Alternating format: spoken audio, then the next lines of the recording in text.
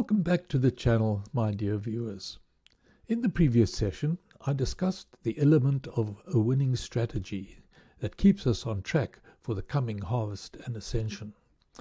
Today I'll broach another element that might be considered as a part of strategic planning, and that is the practice of meditation. The word meditation may evoke all sorts of memories that pertain to Eastern practices used by yogis, meditation gurus, and energy healing practitioners, to mention but a few. We also need to understand there are many different types of meditation practices. So the type of meditation you should choose will depend on what your targeted purpose for its use is. However, the essence of all meditation is based on ongoing deep within yourself in order to access the arena of spiritual transfer with Source. Please remember that the term Source refers to whatever handle you use for the eternal being who creates and directs all aspects of life and consciousness in the universe as we know it. This may be expressed as the universe, infinite creator, God, ground of our being, etc. Also remember who you really are.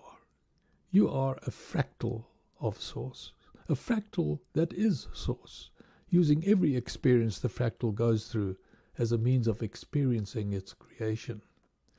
So let's return to our subject of meditation, to the inward journey and getting down to the depth of your true self. This commitment will require the release of all those lingering conscious mind thoughts so that there are no competing issues to distract you on your inner journey. Breathwork will also be an important consideration.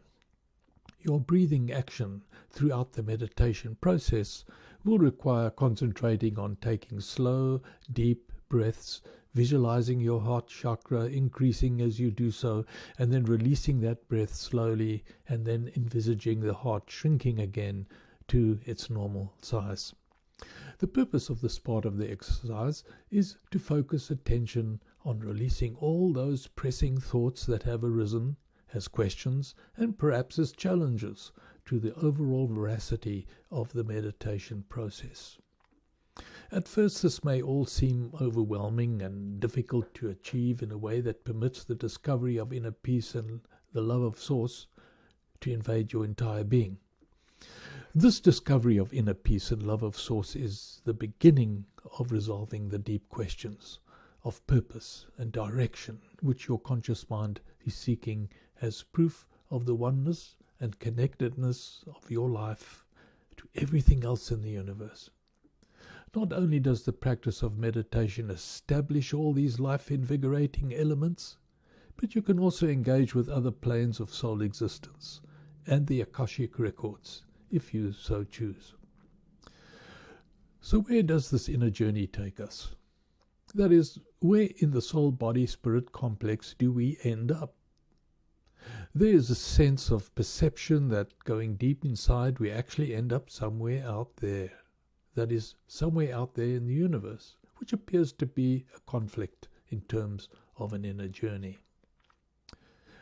We are going deep inside only to end up way outside. No, there is no contradiction here, because the reality of our total experience is within the one mind of the great I Am. That's who you really are. That's who we collectively as fractals all are. And this means that the entire universe, both visible and beyond, all exists within your mind. That's why it's the only place you can go to find the peace, the love, and the collective unity your conscious mind so diligently seeks. There's a wonderful quote from the Bible. "The kingdom of God cometh not with observation, neither shall they say, Lo here, or Lo there, for behold, the kingdom of God is within you." Luke chapter 17, verse 21, King James Version. Jesus, in confrontation with the Pharisees, expressed the real truth of where they could find the kingdom of God. Not here or there or anywhere else outside in the visible world, but within their own minds. This inner journey is such an absurd, paradoxical consideration that it begs an anecdotal examination. Remember the definition of an anecdote? An account that is not necessarily true or reliable because it's based on a personal account rather than a fact or research. That is, it is a metaphysical application, one that can't be verified by scientific fact or research. Our desire to find our purpose or to find a direction that will fulfill that purpose is perhaps a seemingly selfish desire framed by the conscious mind for a fleeting, passing satisfaction. And I'm reminded of the 60s song that frames the singer's question of his lovely associate's destination during her dreamtime sojourns, and his selfish desire to know her thoughts. Our inner journey, however, is not born of a selfish whim, but is a facilitation by the higher self to aid us on the road to harvest and ascension. There is also the consideration of sound and vibration in the practice of meditation. We've all heard the chants of Buddhist monks and the mantras sung by other seekers of the same inner world we desire to make contact with, where there is the sense of a melodic overture, strangely mysterious and even frightening to some who hear it for the first time.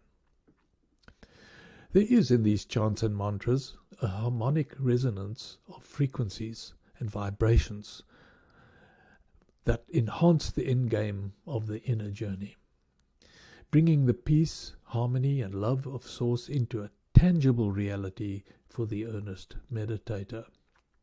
Many people are afraid of meditating because there appears to be little or no protection when one's mind, soul is in a meditative state. Religion is partly responsible for generating this fear.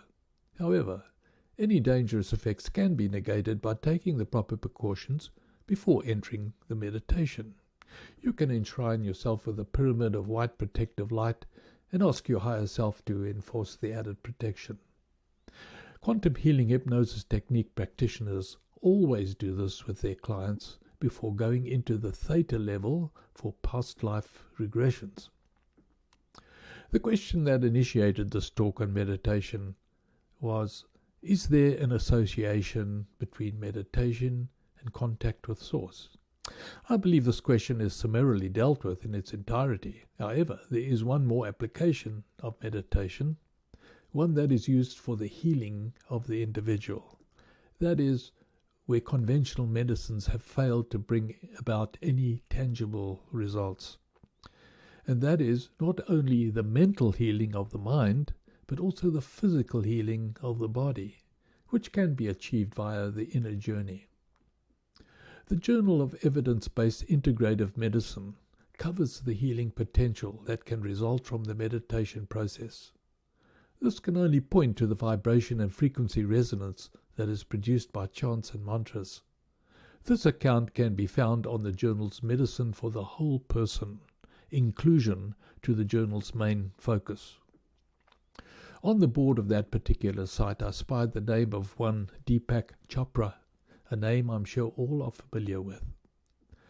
So I trust that viewers of this video will be encouraged to overcome any resistance to the practice of meditation.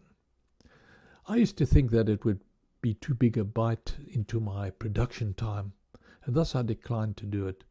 That is until my higher self, Vincent, said that it would be the most worthwhile of all my endeavors, that it would only enhance my production, and that it has. Well, that's all we have time for on this expose of Spiritually Conscious Soul 101.